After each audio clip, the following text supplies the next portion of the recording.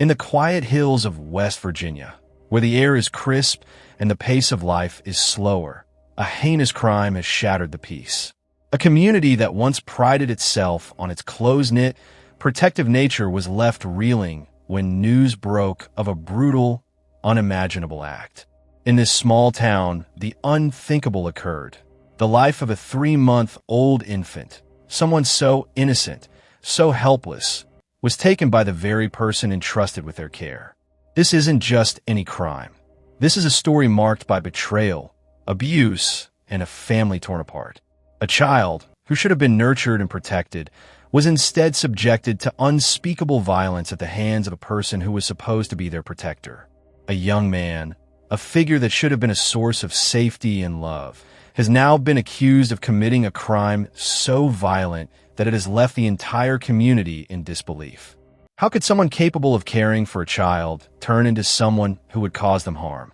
The man accused is not much older than a boy himself, barely into adulthood. And yet, his actions have sealed the fate of a 3-month-old infant and forever altered the lives of all involved. The child's family, their trust shattered, is left to grapple with the horror of what transpired in their own home. The person they entrusted with their child's safety has become the face of one of the most tragic crimes a parent could ever imagine. As we delve deeper into this heartbreaking case, we will explore the chilling details of the murder, the legal proceedings that followed, and the deep emotional toll it has taken on everyone involved. What could drive someone to commit such an atrocity?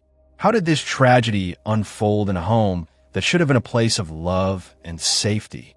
What went wrong, and why did it happen? Before we go further, take a moment to subscribe to Real Crime Saga and hit the notification bell so you don't miss out on more stories like this one. In this episode, we will uncover the disturbing truth behind the brutal murder of an innocent child and the consequences it has left in its wake. Stay with us as we explore a case that no one saw coming, a case of betrayal, violence, and broken trust. It was a moment that should have been filled with nothing but care, protection, and tenderness. A young child, just 3 months old, nestled in the safety of their caretaker's arms. But instead of love and care, what unfolded was the unthinkable. The child, whose life was just beginning, was left in the hands of 19-year-old John Doe, a person who, just a short time ago, should have been a protector, not a perpetrator. What should have been a routine, everyday interaction between a caregiver and an infant turned into a scene of unimaginable violence. The infant's injuries were not the result of a momentary lapse in judgment or an accident.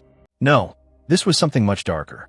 The damage was deliberate, brutal, and far beyond what any child should ever endure.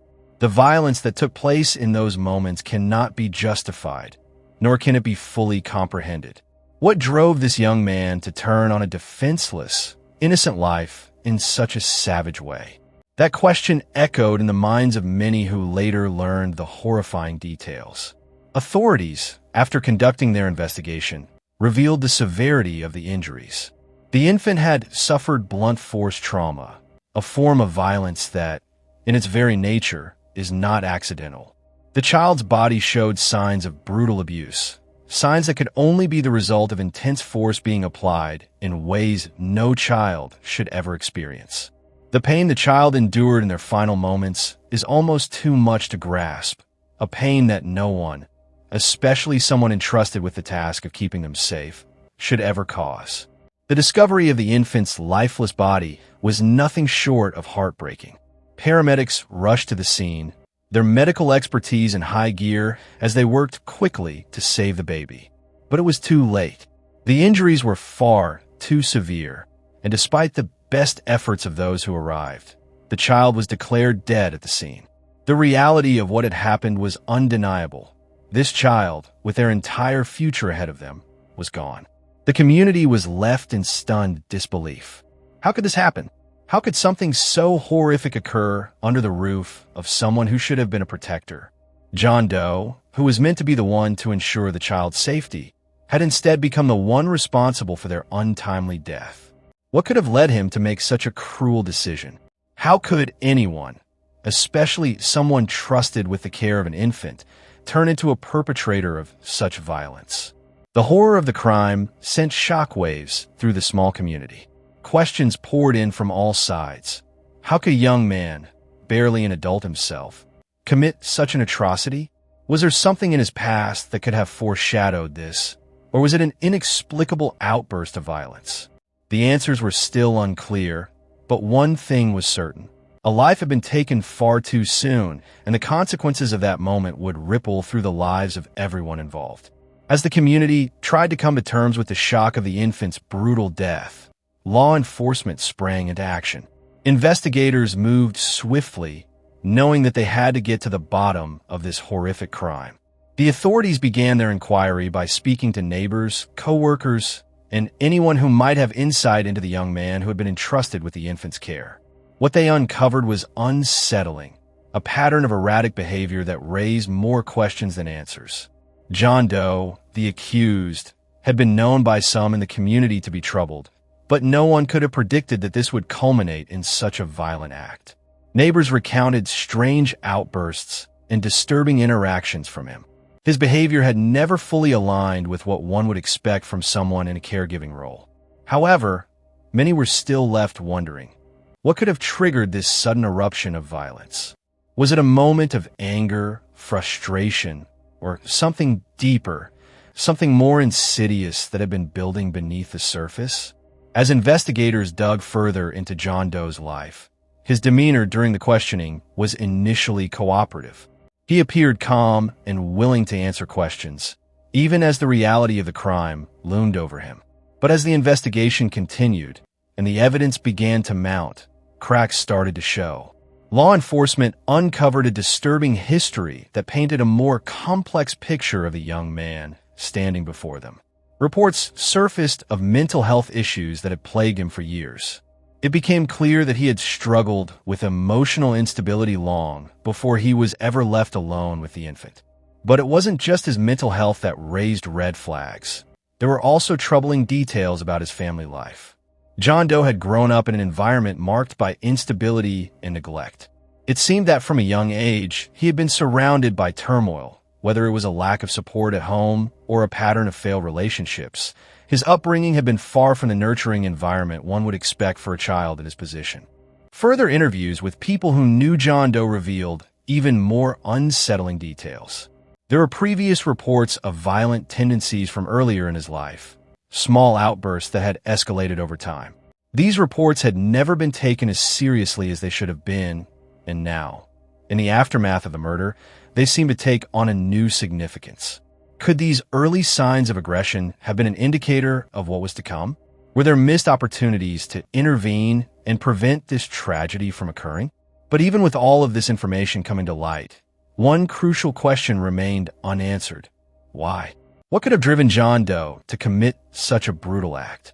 The investigation, now deeper into his past, tried to piece together the puzzle, but the true motive remained elusive.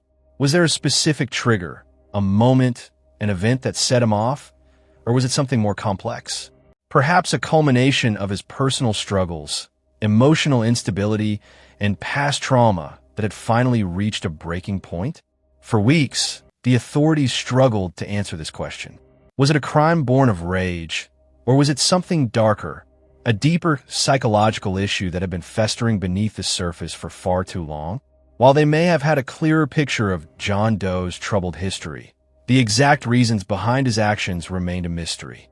The chilling part of this case was that the answer to the question of why was still unclear. Was it a violent outburst? Or was it something else entirely, a much deeper issue, one that John Doe himself might not have fully understood? As the investigation into the brutal murder of the infant continued, the community waited for the next chapter in the unfolding tragedy. The courts would soon take center stage, but nothing could have prepared anyone for the unexpected turn of events. In a moment that left everyone in the courtroom in stunned silence, John Doe stood before the judge and, without hesitation, pled guilty to the murder of the 3-month-old child. There was no dramatic courtroom speech, no tearful confession, just a straightforward admission of guilt. The silence in the room was deafening as the gravity of the situation sank in. The young man who had been entrusted with the care of this infant had now officially admitted to taking their life. It was an unthinkable moment for all who had followed the case, but it was a stark reality that could no longer be denied. However, the guilty plea did little to answer the most pressing question: why? There was no explanation offered in the courtroom, no insight into what had driven John Doe to commit such a horrific act. The lack of an emotional outpouring, the absence of any reasoning behind the crime, made it even harder for those affected to grasp the full depth of the tragedy. For the victim's family, it felt like a cruel, silent admission of the horror they had already endured. The young man's actions spoke louder than any words ever could, but without a clear reason behind it. The family was left with only their grief and confusion. For the parents and loved ones of the infant, this moment in the courtroom did little to bring them closure. How could it? No plea, no amount of legal proceedings could ever erase the pain of losing a child, especially in such a brutal, senseless manner. And yet, in a strange way, the guilty plea also confirmed their worst fears. The child they had loved, the baby they had trusted John Doe to care for, was gone, not because of some unforeseen accident or unavoidable tragedy, but at the hands of someone they had believed could protect them. The grief was compounded by the betrayal. Someone had taken their child's life, and that someone was a person who had been given the responsibility of caring for them. As the legal proceedings moved forward, the question of punishment loomed large. What was the appropriate sentence for someone who had taken the life of a defenseless infant? Could any punishment truly fit the crime? In cases like this, where the violence is so senseless and the victim so innocent, the justice system is left grappling with how to properly hold someone accountable for their actions. The penalty for such a crime could range from years in prison to life behind bars. But for the victim's family, none of that would bring back the child they had lost. And then there was the question that haunted everyone involved. What could have driven John Doe to commit such an act? Was it just a momentary lapse in judgment, or was there something deeper? Was he simply a product of his troubled past, or was there something within him that no one had seen before? The absence of an explanation made it all the more difficult for the community to understand. As they tried to reconcile the man they thought they knew with the monster who stood before them in court. The legal process was far from over, but for now, John Doe's guilty plea was a harsh reminder of the tragedy that had unfolded in that small West Virginia home. A life had been taken, a family forever broken, and a young man's future was irrevocably altered by the actions of a single moment. The grief that followed the brutal murder of the infant was like an unbearable weight that crushed the hearts of the victim's family. Parents, grandparents, and loved ones were left reeling in shock and devastation. Their world had been shattered in an instant. A life so full of potential, a child who had barely started to experience the world, was gone. No amount of justice, no matter how severe the punishment, could ever bring back the child they had lost. The hollow ache of that loss would linger forever, and their lives would never be the same again. In the days that followed, the family struggled to understand how this tragedy could have happened. They had trusted John Doe, a young man they had once welcomed into their home, someone who had been around their child, and someone they had placed their faith in. But now, they were forced to confront the most unbearable of betrayals. The person they had trusted, someone who had been given the responsibility to care for their precious baby, had become the very person responsible for taking that life.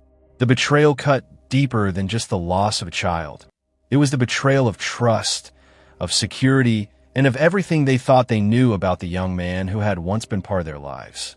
The emotional toll was profound.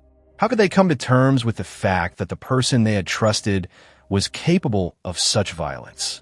It was a painful reality they could never have imagined. No one ever prepares for such a betrayal. The child they had raised, loved, and cared for was gone. But now, in addition to mourning that loss, they had to heal from the knowledge that the person they once considered part of their circle was responsible. The wounds ran deep, and they would have to face not just the grief of losing their child, but the deep scars left by the betrayal of someone they had once welcomed into their home. As the details of the crime unfolded, it wasn't just the family who was affected. The entire community felt the shockwaves. This crime, in such a small town where everyone knew each other, rattled the very core of the neighborhood. Neighbors, who had once considered John Doe a friend and someone they could trust, now questioned everything they had ever known about him. How could someone they had once welcomed into their lives, someone they had seen as a familiar face, turn into the perpetrator of such an unspeakable crime? The tragedy reverberated beyond just one family. It shook the community, leaving people questioning their sense of safety and trust. Local schools, churches, and social circles, which had once been filled with familiar faces, became places where uncertainty and fear began to creep in. If this could happen in a home, in a community where everyone knew each other, where could anyone feel truly safe? The horror of the crime forced the entire town to confront the reality that evil can sometimes hide behind the most unexpected faces. What was once a town that prided itself on its strong, supportive bonds was now left in turmoil. The sense of community, of unity, was shattered. The loss of a child was a wound that would take years to heal, but the betrayal by John Doe, the trusted caregiver, had opened up a deeper wound that no one knew how to close. The question everyone now asked was, how did they miss the signs? How could they have known that this young man, whom they had once trusted, was capable of such cruelty? The community, much like the family, was left to heal. But for the victim's family, the road to recovery was going to be long, painful, and filled with questions that would never have clear answers. This case serves as a devastating reminder of just how quickly violence can enter our lives, often without any warning. In an instant, everything can change. A young man, a young life taken, and a community left shattered. All of it born from an act of violence so inexplicable that it leaves us questioning how something so horrific could unfold in a home that should have been a safe haven. The pain and grief caused by a single, thoughtless moment of violence ripple out, affecting not only the victim's family, but everyone who once knew the perpetrator. The fragility of trust is perhaps the hardest lesson here. We put our trust in those we love and care for, believing they will protect us. Yet, sometimes that trust can be shattered in an instant. This story is about more than just the crime itself. It's about how we navigate our relationships, how we understand and respond to mental health struggles, and how the choices we make, especially in moments of intense emotional stress, can have consequences that are impossible to undo. This tragedy forces us to reflect on the deeper, often overlooked aspects of our society. It asks us to think about how we can better recognize the signs of distress in others, how we can provide support before things spiral out of control. The question we are left with is sobering and important. How do we prevent such violence in the future? How do we address mental health issues, emotional instability, and the societal pressures that lead to moments of violence? These are conversations we need to have, not just in the aftermath of a tragedy, but before it ever happens. As we close this tragic chapter, let's remember the lessons this story teaches. It's a painful reminder of the importance of community, trust, and awareness, and how our actions can impact the lives of those around us. What do you think could have prevented this tragedy? How can we as a society do better to protect those who are most vulnerable? Share your thoughts in the comments below. If this story resonated with you, don't forget to subscribe to Real Crime Saga for more stories like this. Hit the notification bell to stay updated on new episodes. Remember, it's in our hands to create safer, more supportive communities, and it starts with awareness and understanding.